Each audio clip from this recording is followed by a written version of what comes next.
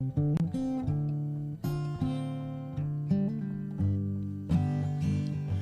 it cruel or kind not to speak my mind? Pete Doherty was voted Cool Icon in 2004 by the influential music magazine NME. His last single with the group Baby Shambles shot straight into the top 10. But he's a self-confessed drug addict and is being compared to Jim Morrison and Kurt Cobain, stars whose talent and eventually whose lives were destroyed by their addiction. Oh, please forgive me, I no longer hear the music.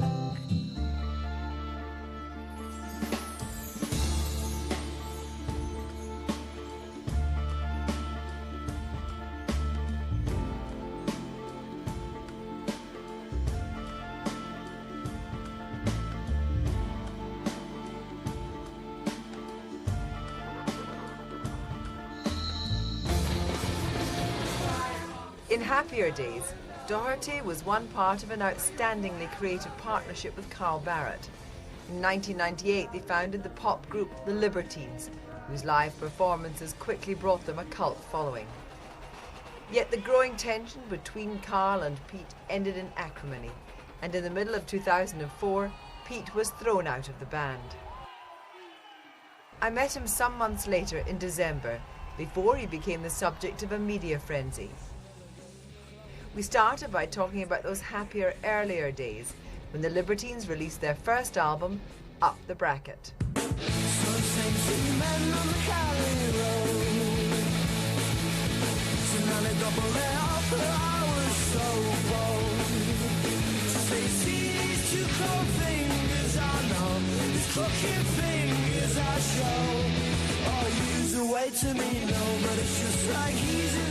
Tell me about those times, because in those red jackets, you'd all looked extraordinarily happy. Was that just an act?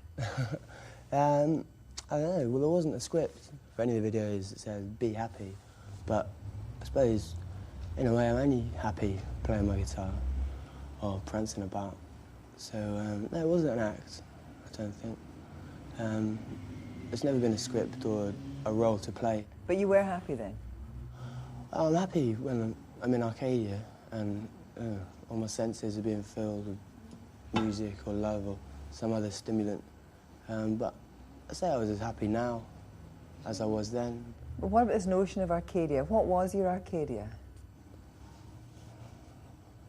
It was the realm of the infinite, and still is. On any given day, we seek to find ourselves there in that, like a kind of poet's paradise.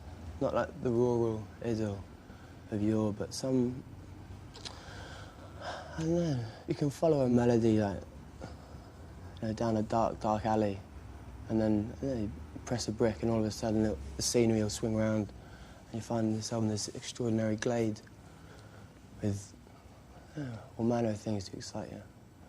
But where did all your own creativity come from? I mean, the talent for poetry first. I mean, were there stories in your house as a child? I think I was always sung to and always read stories from an early age, which is very important, I think, for a child and their creativity. But I don't know, maybe to know where it came from or even what it is would be to dispel all the magic around it. And there isn't really a formula, is there, for creativity? It's something. But as a young teenager, you were special. I mean, you were a young poet. I mean, you were taken by the British Council to Russia. I mean, can you still recite something from when you were 17? I knew she wasn't English because she spoke it far too well. The grammar was goodly and the verbs as they should be, and the slang was bang on the bell. So as the language barrier clanged and banged, I couldn't hear or see England, London and Bow crumble into the sea. Yeah. Do you think of yourself as a poet first and foremost? In the tradition of kind of romantic poets? No, I never consider myself that way. I think I've got, well, it's probably quite evident, I do have a strong identity crisis anyway. So part of writing and singing or telling stories is just about creating this world where I do have a role and primarily as a storyteller. What was so special about the relationship with Carl Barrett? Well, firstly, I think, like, most magically, that all our dreams came true. That we stuck by each other through thin and thin and thinner. And, yeah, everything we longed for and dreamt of, and it happened.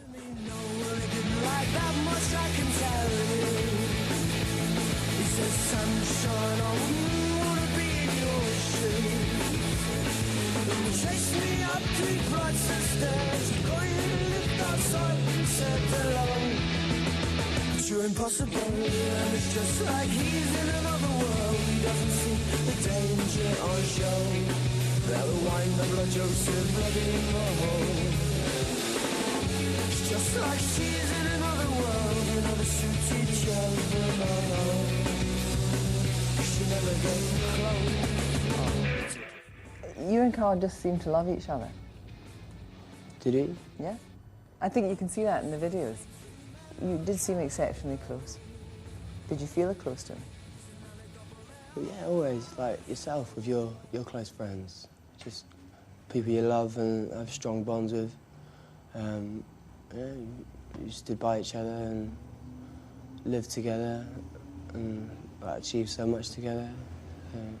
But how did you go from that to needing a bouncer to keep you apart? You each had your own minder.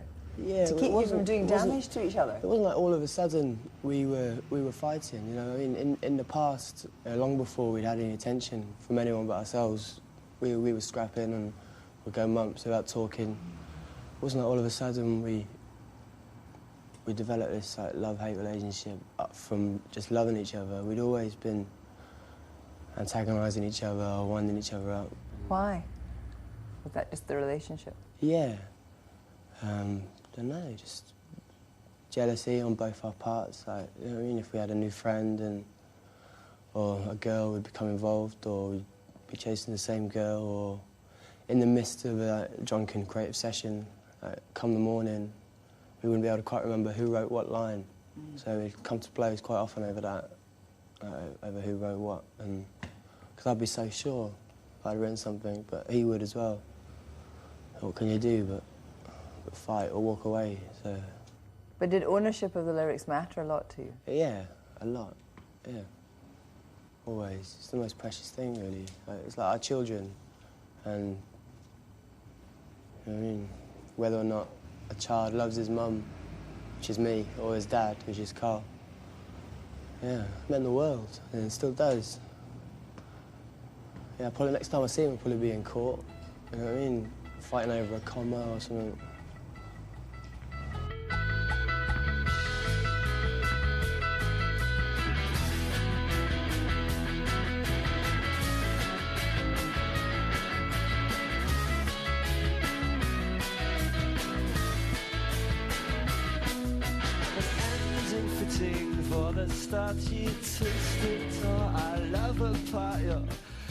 Can't Stand Me Now, on the Libertines' second album, describes the very painful breakdown of the relationship between Carl and Pete. They recorded the album in the spring of 2004, but by early summer, Pete Doherty was out. His drug abuse had become intolerable.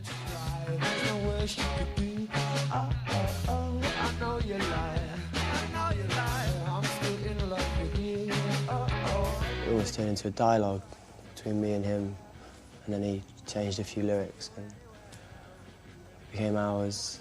And yeah, it was just, from that moment it was always the most powerful song, like the most affecting song. And in a way the most affected, you know, the idea that he was singing his lines to me and I was replying, whereas in reality it was probably more scripted by me for the pair of us. And you can't stand me, no, you can't stand me now. You can't stand me, no, you can't stand me now. You can't stand me now. You can't stand me now. You can't stand me now. But in the performance, you're referring to each other all the time. And there's a point in which one of the videos stops and it's just you looking up into his eyes. yeah, I've seen that look. It's not very comfortable, actually, looking at that. I don't know what it is. Like, I don't know if it's completely affectionate, that look, you know? I don't know. Tell me about whatever happened to the Likely Lads, that video of the two wee boys. Yeah, well, that was a surprise to me, actually, that video. I don't know who did it, but it was, I thought it was a great video, actually. He looks quite a lot like me as well when I was younger, the dark-haired one.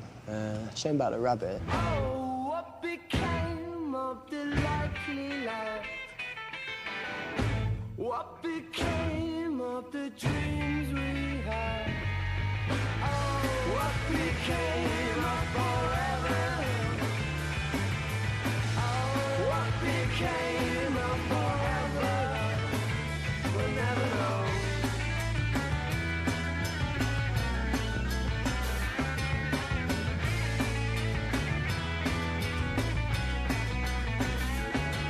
The blood runs thicker on with thicker stages, you know that that's important to you. Yes, it's important to me.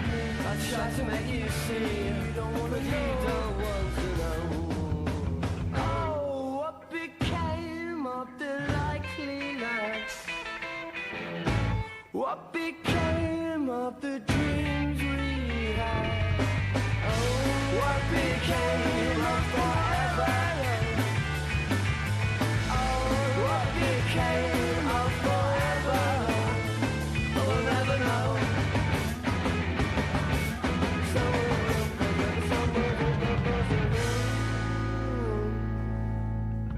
You have no control over that. No. No. So, Does that surprise you? yeah, it does actually. Well, you got to remember, I've been barred from playing with the band. Like, so anything else that follows, really, I mean, it could be no worse or no more surprising than that. To me, that's just about the worst thing that could have happened. When did drugs start feeling glamorous? Can I say they felt glamorous? They must have. Why would you take them otherwise? What? You think that I'd do it to feel glamorous? Or I what? don't know. You tell me. I don't know. I think either you're glamorous or you're not. I don't know if taking drugs would make you feel glamorous necessarily. Maybe the opposite. Might make you feel a bit dingy or sordid. Or maybe for a split second you might feel elevated or glamorous. But I'd never say drugs were glamorous or made me feel glamorous. So when did you start serious drugs? I mean, because that has been the story of the last 18 months, which has threatened to obscure all the creative impulses. I don't know, maybe to 6 months before we got signed. A lot of those songs, Horror Show, General Smuts, I Get Along, yeah, they're all to do with that rush and that push. And the land that we stand on is ours, or we think it's ours. That's another thing that drugs are useful for, creating a delusion.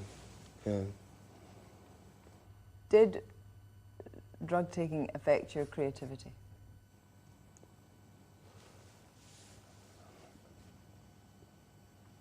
It's very hard to say. Maybe in a few years I can look back and say, yeah, yes, absolutely, drug taking was negative for my creativity. But it's really hard to say. But a stab in the dark, yeah, I'd say drug taking affected my creativity in that it just distract you, you know, from picking up a pen or picking up a guitar. Or you'll pick up a foil flute or a needle or something that isn't going to help you write a song or write a poem. It's simple, isn't it? When you're doing one thing, it stops you doing another. So at a very basic level, yeah. But did you recognise in yourself some kind of self-destructive impulse? Always, yeah, always. Well, each man kills the things he loves. Yeah, I do. I recognise that in myself, in relationships, or even with guitars, or beautiful things that I've had and willfully destroyed. But did it get so bad that you really couldn't function? I mean, you were shooting up, yeah, and taking crack cocaine. I mean, it presumably doesn't get much worse.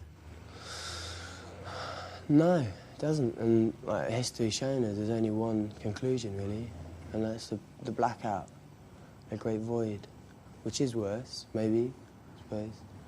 I'm not a nihilist, and I don't want to die, so that would be the worst thing, and I really value my creative talents, so to stifle them or destroy them is a terrible thing, and yeah, it reached a point where I couldn't function, you know what I mean, where it was emotionally and financially, it was costing an awful lot, even to be able to get out of bed. Like. Are you clean now? Well, if I stood myself next to myself 6 months ago, then I'd feel cleaner and stronger, but probably if I stood myself next to myself in 6 months' time, I might feel a little ragged or... But no heroin just now? Not just now. Not right this minute? No. But you couldn't honestly say to yourself, put your hand in your heart, to say that you wouldn't take heroin again? I could easily say that, but I couldn't say it with any meaning or any great depth. No. Not really from a kind of moral standpoint, more from the point of the trail of destruction, though. I mean, I'm just interested in this because you are, you know, you are sensitive. You obviously think about these things. And the whole drug-taking thing is not so much about your own morality as the fact that, you know, in order to get the drugs up your nose or into your arm, whatever, you know, maybe a couple of women I've never snorted, really. Just to great levels. Yeah, I've never liked that. I've never... Didn't want the bridge of your nose to disappear. No. That maybe a couple of women have had to carry drugs in their stomachs or they've been in prison for what they did. I mean, it's the trail that gets it from, you know, the plant to you or the... Yeah. I mean, do you feel guilt about that? Oh, I feel guilty about so many things. I don't feel guilty at the point of taking drugs, no, otherwise I probably wouldn't take it, because then the negative things that come from that moment would outweigh any of the joys, so... Also in terms of... I've never thought of that, though, actually, it's funny you say that. Yeah. The mules. But it is that, it's the drug mules. The only way to get around that would be to grow your own poppies, I suppose. That would be too time-consuming. In the East End of London. Yeah. But do you think those as... If you look at the cover of the Libertines album, do you think the danger was that it was trading on the idea of drugs? You're there with your arm like that. Absolutely, yeah, it's disgraceful. But you unfortunately... Well, no. Unfortunately, by that time, like, all power had slipped away from my grasp, and I was always so precious about artwork. And so for them to go on with the artwork and to misprint lyrics and not to credit songs and to use a photo, it was like Stalinist Russia, where all evidence of any of my influence is gone now. You know what I mean? One of the ballads is one of the most affecting songs on the Libertine album. Could you play it for us? Music when the lights go out? Yeah, I'll play it for you.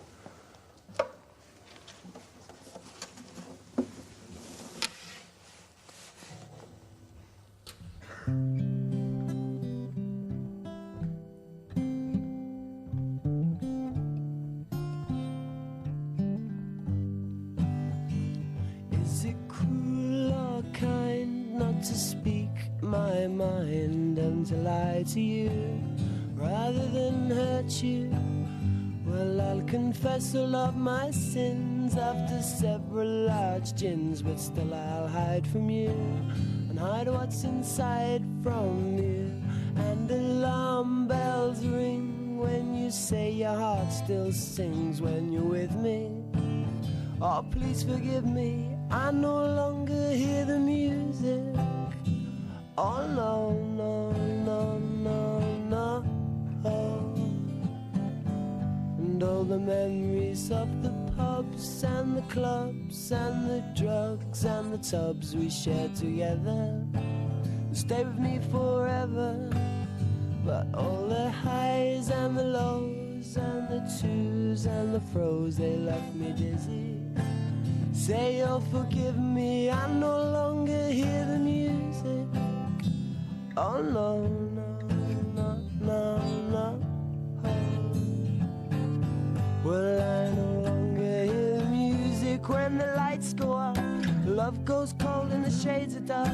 Strange fates in my mind, it's all too clear. Music when the lights come on. The girl I thought I knew is gone. With her my heart it disappeared. And I no longer hear the music. Oh no, no, no, no. I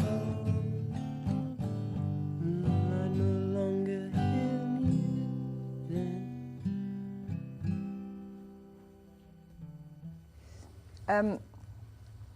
I spoke to your mum yesterday, Oh, really? and she'd written us a letter when she sent us some photographs. All right. And I asked her permission to read this back to you. Mm. She said, Peter is a gifted poet, writer and thinker.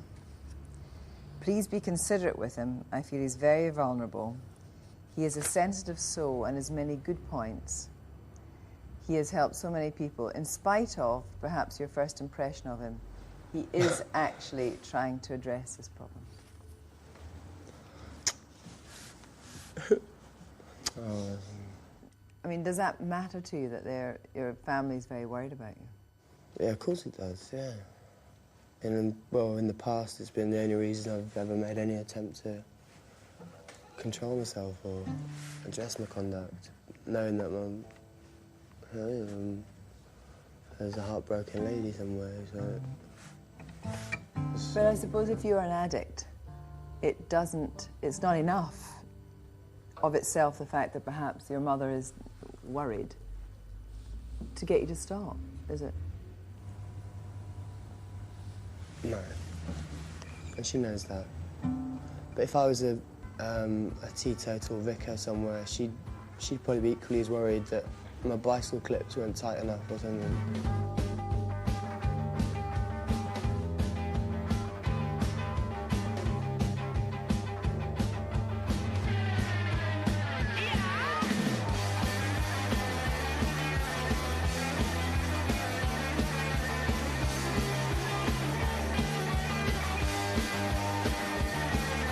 Don't look back into the sun.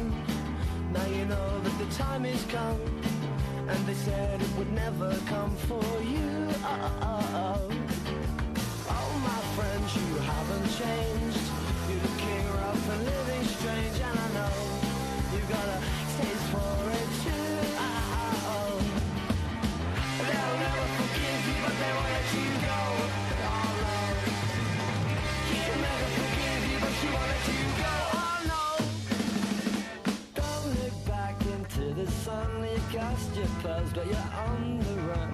And all the lies you said, who did you say? And then they played that song at the dead disco. It started fast, but it ends so slow. And all the time just reminded me of you. They'll never forgive you, but they won't let you go. Let me go! She'll never forgive you, but she won't let you go. Oh, no!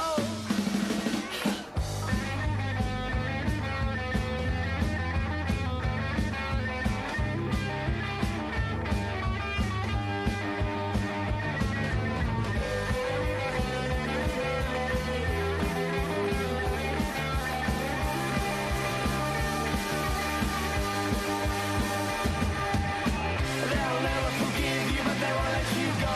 Let me go! She'll never forgive you, but she won't let you go. Oh, no!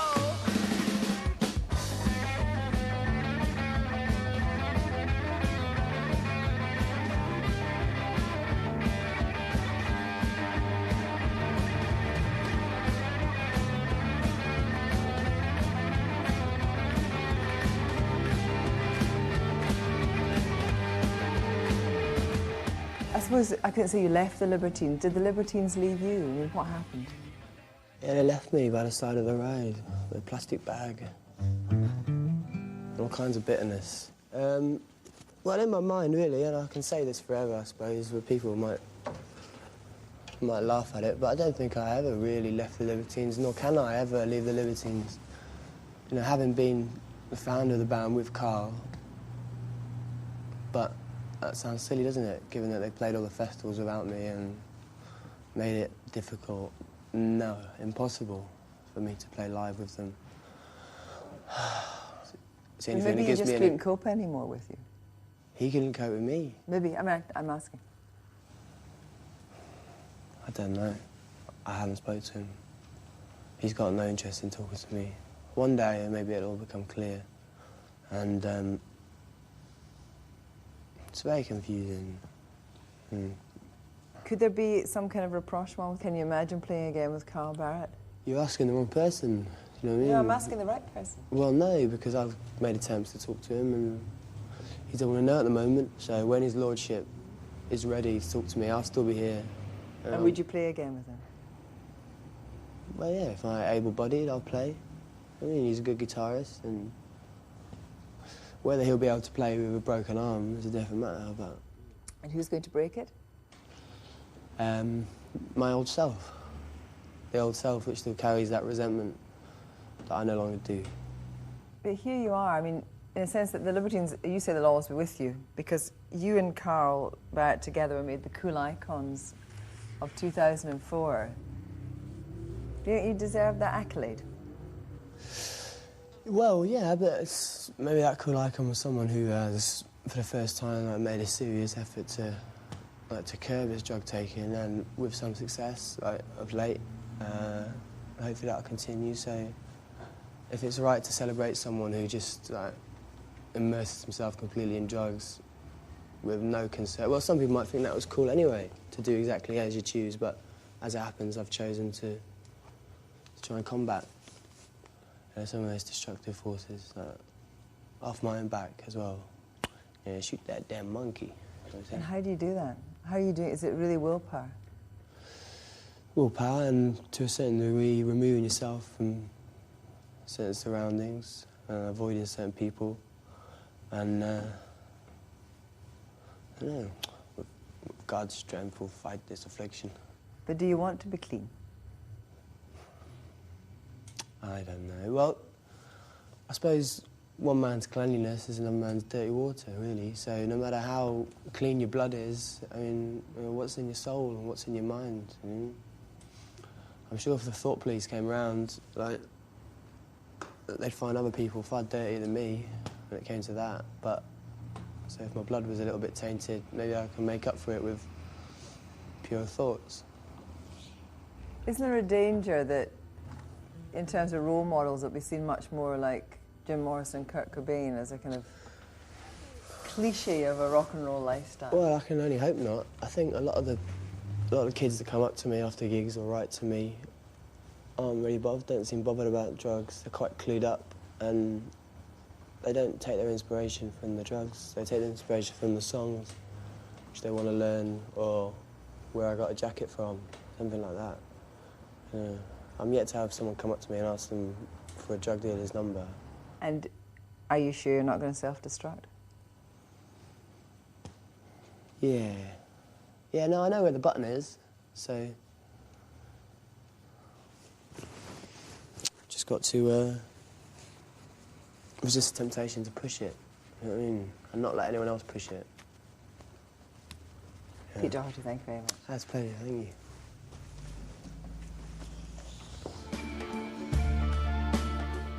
Stay with BBC4 as we begin to unravel the fascinating 3 billion year history of Europe, reliving events that have shaped our landscape and wildlife. Tonight, Oxford overrun with dinosaurs and the birth of the Mediterranean. Next.